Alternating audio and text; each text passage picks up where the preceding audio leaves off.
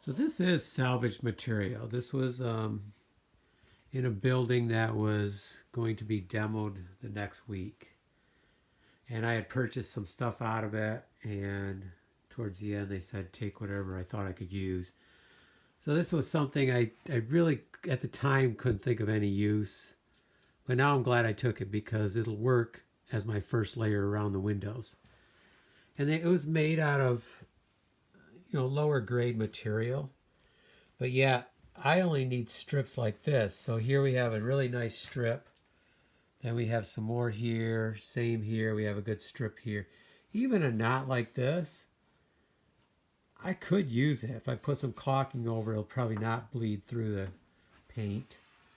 But even if it does, is it really the end of the world? It's not going to cause any damage or anything. It's harder than the regular material. So I also got screws in here, so I'll take it all apart, salvage them too, reuse them. So I'll get quite a bit out of here. It's pretty long. They're like 8 feet, and there's 3 of them. So again, keep an eye out for salvage material. It does take some time to prep it. And, for me, I try not to take it unless I have an idea what I'm going to use it for. Unless it's just really good material, and I know I'll come up with something.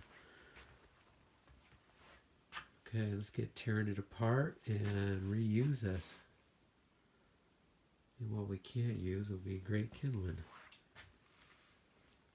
I think what it was is like a car racetrack or something.